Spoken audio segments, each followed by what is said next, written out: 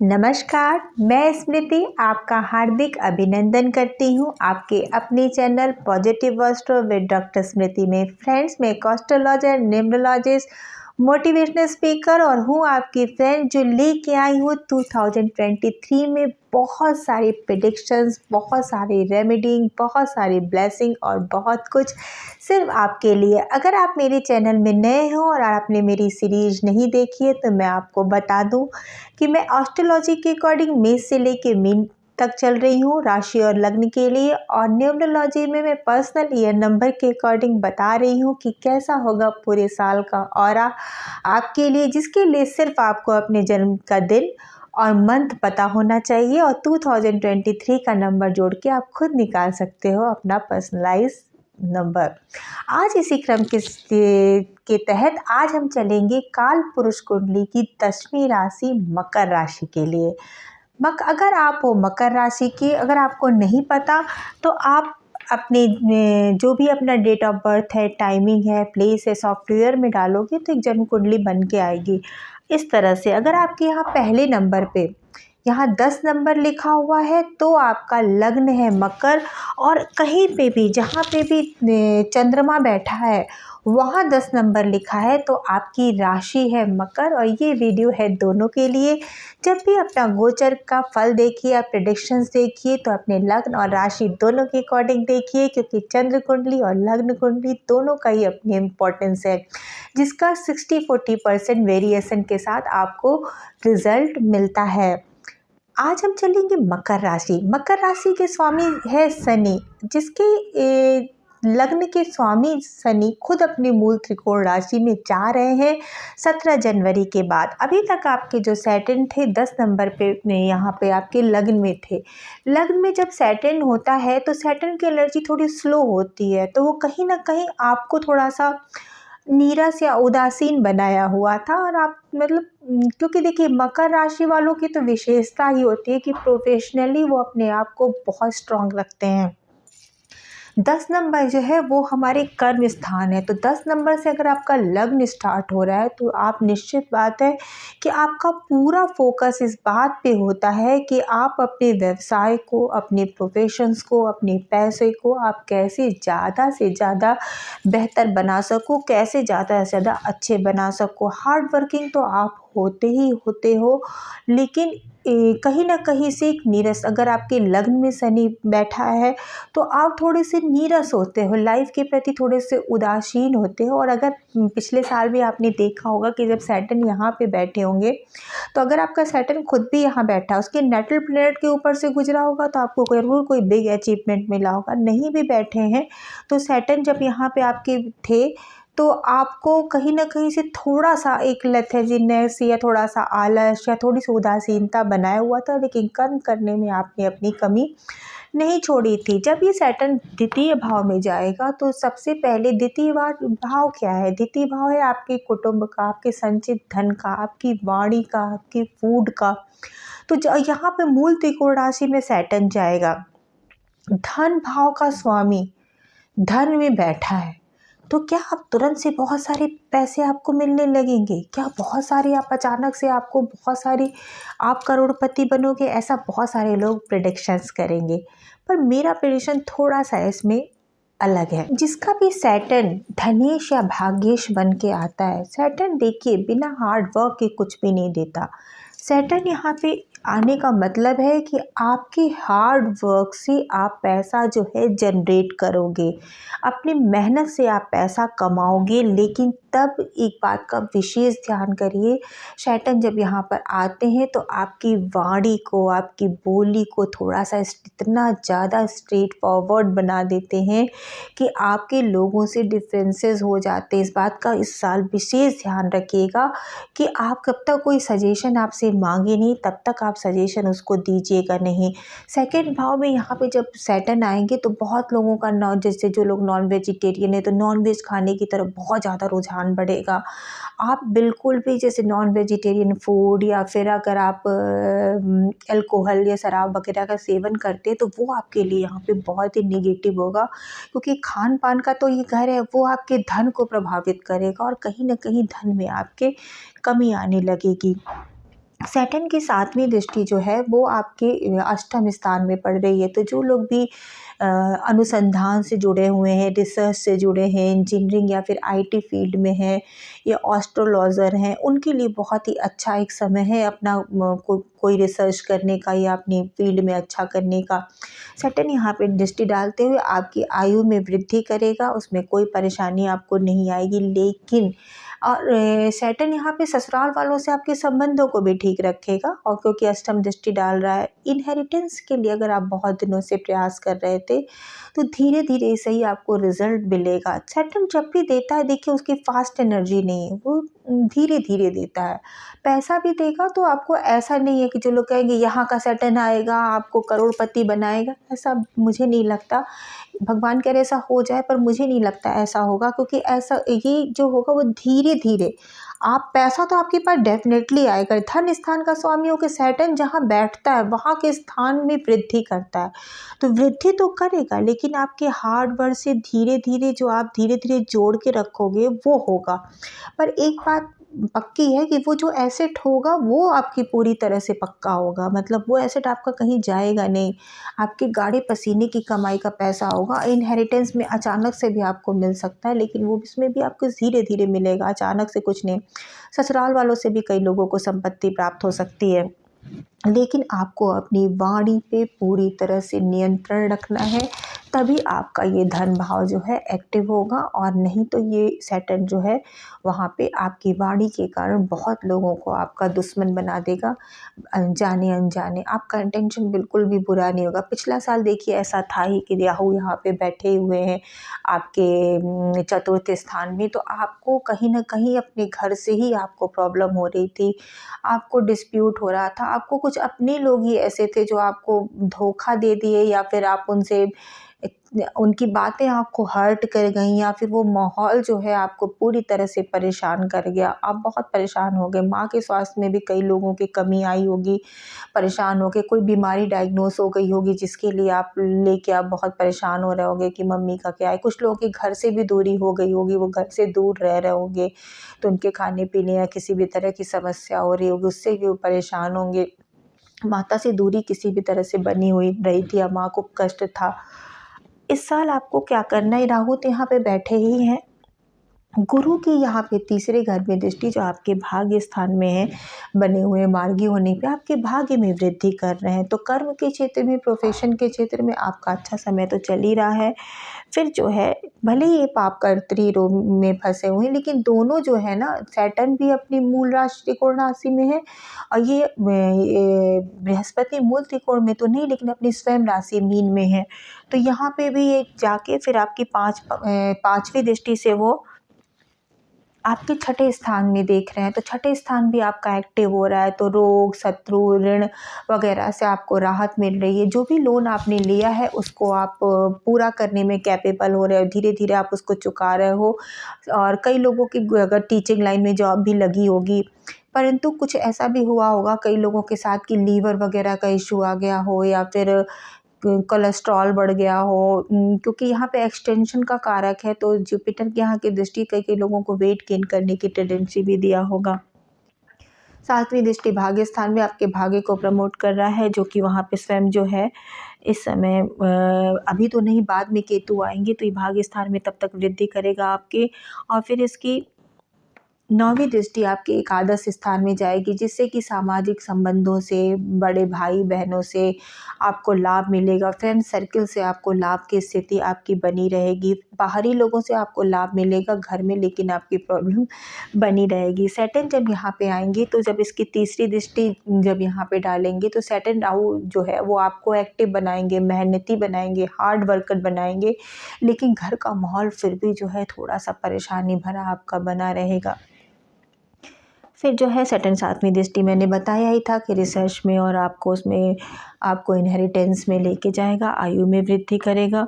और 10वीं दृष्टि ये भी एकादश स्थान पे जाएगा, तो आपको कोई ये भी हो सकता है कि आपके फ्रेंड सर्किल में कोई वृद्ध व्यक्ति, कोई सम्मानित व्यक्ति, कोई ऐसा हो जो आपको उससे लाभ पहुँचे।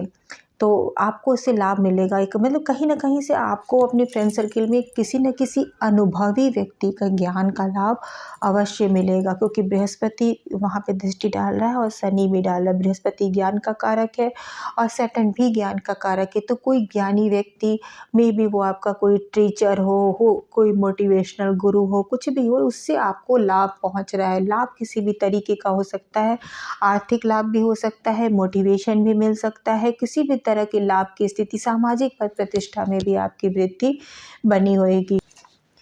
22 अप्रैल के बाद सिचुएशन थोड़ी चेंज होने वाली है। 22 अप्रैल के बाद गुरु जो है अपना स्थान परिवर्तन कर लेंगे और मेष में आ जाएंगे आपके चतुर्थ घर में। और गुरु जब यहाँ पर आएंगे आपके चतुर्थ ग्रह में, तो थोड़ा सा कुछ देर के लिए गुरु चंडाल योग बनेगा, अक्टूबर तक ये बना रहेगा। बीच बीच में गुरु जो वक्री होंगे तो पीछे जाएंगे या बने रहेंगे, ये मैं मंथली प्रेडिक्शंस में लेके आऊँगी। फिलहाल मोटे मोटे तौर पे मैं बता दूँ कि इस समय विशेषता, जबकि अप्रैल से लेकर और अक्टूबर में बीच बीच में मैं समय एग्जैक्ट बताती चलूँगी मंथली प्रेडिक्शन में, आपको कोई बहुत बड़ा चीज़ें परचेज करने से पहले 10 बार आपको सोचना है। एक चीज़, माँ की सेहत में तब तक सुधार अप्रैल के बाद आनी शुरू हो जाएगी। भाई अगर बीमारी डायग्नोस हो चुकी थी तो उसका इलाज होने लगेगा, घर का माहौल थोड़ा थोड़ा सुधरने की स्थिति आएगी, लेकिन कन्फ्यूजन की स्थिति बनी रहेगी। पिछले साल कई लोगों ने जो घर खरीदा होगा राहु के पीरियड में, तो उनको घर पसंद नहीं आया होगा, खरीद लिया होगा पर पसंद नहीं आया होगा, अपने हिसाब से नहीं लगा होगा, या कुछ ऐसी स्थिति भी बनी होगी। इस बार भी थोड़ा सा लैंड परचेज करने में या फिर उसमें आप थोड़ा बचिएगा, क्योंकि हो सकता है आपको चीटिंग का सामना भी कुछ लोगों को करना पड़े, तो उसमें आप थोड़ा सा संभल के चलिएगा। देखिए, इसको मैं गुरु चंडाल योग को बहुत निगेटिव तो नहीं मानती, लेकिन थोड़ा सा आपके चतुर्थ घर में बन रहा है, तो आपके घर के माहौल में थोड़ा कन्फ्यूज़न या डिस्टर्बेंस लाएगा, तो उसमें थोड़ा सा आप संभल के रहिएगा। और कोई बड़ा लेन देन करने से पहले 10 बार सोचिएगा। सोच के समझ में किसी गुरु सरीखे व्यक्ति से आप परामर्श लेके ही आप कोई काम करिएगा, जो भी उसमें स्पेशलाइजेशन है, जिसको भी आप विश्वास करते हो, तभी आप काम करिएगा। जब गुरु यहाँ आएंगे तो फिर इनकी भी 5वीं दृष्टि आपके अष्टम स्थान में पड़ेगी। अष्टम स्थान पे जब गुरु आएंगे तो इनहेरिटेंस का जो काम धीरे धीरे चल रहा था उसमें तेज़ी आ जाएगी।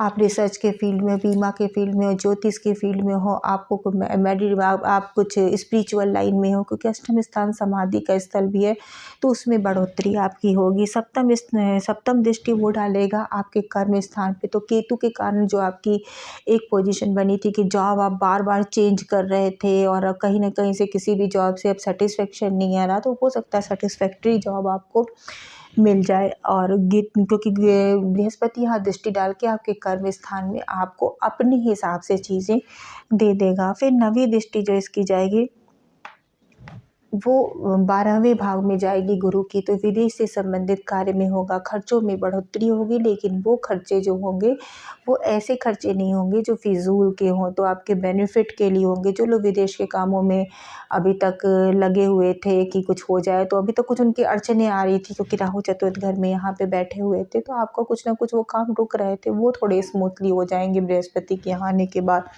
ये जो स्थिति कुछ समय बनी रहेगी कंजक्शन की, तो बहुत सारे कन्फ्यूज़न भी आएंगे। कई कई बार आपको ये लगेगा कि 2 रास्ते हैं, ये सही कि ये सही, ये गलत ये सही, तो फिर उसमें थोड़ा सा आपको संभल के चलना है। उपाय मैं भी बताऊंगी। फिर जब 30 अक्टूबर के बाद ये जो राहु हैं वो जाएंगे मीन राशि में। देखिए, और फिर केतु राहु तो एक साथ ही में बदलते हैं, और केतु भी सप्तम स्थान से आपके चले जाएंगे आपके भाग्य स्थान, सप्तम स्थान नहीं, सब 7वें नंबर से 10वें स्थान से आपके चले जाएंगे भाग्य स्थान में, कन्या राशि में। तो जब ये स्थिति बदलेगी तो आपके लिए ज़्यादा बेनिफिट होगा, क्योंकि अभी तक क्या होता है, यहाँ पे तीसरे घर में जो मैलेफिक प्लैनेट होते हैं वो बहुत अच्छा असर करते हैं, और राहु तो यहाँ पे बहुत ही अच्छा वर्क करता है। तो जितने लोग भी सूचना प्रौद्योगिकी से जुड़े हुए हैं और इंटरनेट से जुड़ा कोई काम कर रहे हैं, उनको बहुत ज़्यादा सक्सेस मिलने के पूरे पूरे चांसेस हैं। हो सकता है कि यूट्यूबर हों या फिर ब्लॉग्स लिखते हों या फिर कुछ भी व्हाटएवर, जो भी आप सोशल मीडिया के माध्यम से, अगर आपका कोई जॉब प्रोफाइल है या आप कर रहे हो कुछ काम, तो उसमें आपको बहुत बेनिफिट मिलेगा। कि जो भी आप टैक्स वगैरह कर रहे हो या मेल कर रहे हो, तो उसमें भी आपके बहुत सुधार आएगा और कुछ नई नई टेक्नोलॉजी, नई नई चीज़ें जो होंगी उस दिशा में आप आगे करोगे। आपके कुछ लोग फॉरेन लैंड भी फिर उसके बाद, क्योंकि अभी तक क्या था, राहु जब यहाँ पर थे तो आपके फॉरेन से संबंधित काम रुके हुए थे। कई लोगों के फॉरेन घूमने भी जा सकते हैं, शॉर्ट या ट्रेवल्स को भी बताता है, तो कुछ लोग विदेश भी घूमने जा सकते हैं या विदेश से संबंधित उनके काम कर सकते हैं, विदेशी चीज़ों को का स्वाद ले सकते हैं और कुछ नए कल्चर्स को देख सकते हैं। तो उसमें आपको बहुत ही अच्छा राहु यहाँ पर आके आपके कर्म, आपके भाग्य स्थान पे डाल के आपको बहुत तेज़ी से उसमें वहाँ पे स्ट्रॉन्ग बना देगा। आप स्मार्ट वर्क करने लगोगे। लेकिन तब तक, जब तक कि राहु और गुरु यहाँ पे हैं, तो आपको थोड़ा सा संभलने की ज़रूरत है। जब राहु गुरु को छोड़ के आगे बढ़ जाएगा तो यहाँ पे जो चतुर्थ घर में जो स्थिति बनी थी, घर का माहौल ख़राब था या माता से दूरी बनी थी या फिर कुछ भी जो आपके रियल एस्टेट से संबंधित काम रुके हुए थे, उसमें धीरे धीरे सुधार आना शुरू हो जाएगा और आपका अच्छा समय शुरू होगा। ओवरऑल पिछले साल से ज़्यादा अच्छा ये साल होगा। रेमेडी के तौर पे आपको गांठ बांध लेना है कि आपको अपनी वाणी पे पूरी तरह से नियंत्रण करना, जब तक कोई सलाह न माने कि कृपया मुझे इस टॉपिक पे सलाह दीजिए, स्ट्रेट बताइए, तब तक आपको स्ट्रेट बोलने से पूरी तरह से बचना है। नॉन-वेज नहीं खाना है और शराब का सेवन नहीं करना है, झूठ नहीं बोलना है, तब जाके आपका सैटर्न यहाँ पे आपको अच्छा रिज़ल्ट देना शुरू कर देगा। जब जुपिटर और राहु साथ में होंगे, उस समय आपको मेडिटेशन करना है, कंसंट्रेशन करना है, कुछ ब्रीदिंग एक्सरसाइज, क्योंकि जुपिटर राहु जब एक साथ होते हैं तो सांस लेने में थोड़ी दिक्कत क्रिएट करते हैं। तो कुछ ब्रीदिंग एक्सरसाइज जो है वो आपको करना है, जैसे अनुलोम विलोम कर लीजिए, जो भी आपको ईजीएस्ट लगे वो आप थोड़ा बहुत 15 मिनट समय निकाल के करिए। जब आप सांसों पे नियंत्रण करेंगे तो वहाँ पे गुरु जो है आपका अच्छा वर्क करने लगा। एक्चुअली राहु की एनर्जी इतनी ज़्यादा स्ट्रांग होती है कि सूर्य भी राहु को हस्त नहीं कर पाते, आप सोच सकते हो। तो राहु जब आता है तो राहु एक तरह से इल्यूजन्स क्रिएट कर देता है। तो जब आप अपनी सांसों पे नियंत्रण करोगे तो फिर वो नियंत्रण आपके मस्तिष्क पे जाएगा और आपकी डिसीजन मेकिंग एबिलिटी को बढ़ाएगा। फ्रेंड्स, अगर आप नहीं जानते हो मेरा तरीका प्रेडिक्शन का, तो मैं बता दूं कि मैं कर्म कांडों रिचुअल से ज़्यादा मैं ध्यान देती हूँ जो रेमेडी जो आप अपने बिहेवियर में चेंज करके करते हो। बिहेवियर में चेंज करके जो आप रेमेडी बनाते हो, यकीन मानिए उससे आपकी कभी कभार कुंडली भी बदल जाती है। ये मेरा आजमाया हुआ है। तो ये आप करके देखिए। जब भी राहु जुपिटर साथ आएंगे, आपको ब्रीदिंग एक्सरसाइज करना है और अगर आपको पैसे ज़्यादा कमाने हैं तो जो मैंने बताया वो भी करना है। हनुमान चालीसा का आपको पाठ करना है। जिनकी नौकरी जब केतु यहाँ पे थे तो आपको गणेश जी वाली रेमेडी भी करनी है। इसके अलावा आप ये भी कर सकते हो कि वृद्ध व्यक्तियों को, कि सैटर्न आपके वो है, तो वृद्ध व्यक्ति जो हुए उनका ओल्ड आपके जो ट्रेडिशंस हुए उनका आपको सम्मान करना है। और केतु के लिए आपको स्ट्रीट डॉग्स को भी आप जो है कुछ खिला सकते हो। और अब बताइएगा आपको मेरा वीडियो कैसा लगा। अगर आपको मेरा वीडियो अच्छा लगा तो उसको लाइक करिएगा, शेयर करिएगा, सब्सक्राइब करिएगा। लेकिन मैं एक बात बताना आपको भूल ही गई कि मंगल जो है वो आपके पंचम स्थान में इस समय बैठ के आपके संतान संबंधित, कई लोगों को मेल चाइल्ड की प्रोबेबिलिटी बढ़ाएगा, संतान बढ़ाएगा, पढ़ाई में आपको तेज बनाएगा। शुक्र भी है तो कई लोगों के अफेयर, लव अफेयर भी स्टार्ट होंगे, क्योंकि मंगल और शुक्र की एनर्जी है। तो आपके रिलेशनशिप में एक पैशनेट रिलेशनशिप को आप लेके चलोगे। फिर चौथी दृष्टि जो होगी वो आपके अष्टम स्थान पे जाएगी, तो वहाँ भी मैंने बताया था कि रिसर्च वगैरह क्षेत्र में और बल मिलेगा। फिर इसकी जो सातवीं दृष्टि जाएगी वो आपके एकादश में जाएगी, तो बड़े भाई बहनों से लाभ मिलेगा। और अष्टम जो इसकी दृष्टि है वो 12वें स्थान पे जाएगी, तो आपका अगर, क्योंकि बेड प्लेजर का भी स्थान है, तो हो सकता है आपको आपकी लाइफ में कोई बहुत ही पैशनेट सारे लाइफ पार्टनर मिले या फिर टाइम बीइंग के लिए मिले, लेकिन मिले तो फिर वो भी आपका होगा। और आपके मंगल के कामों में, स्पिरिचुअल चीज़ों में भी आपके पैसे खर्च होंगे।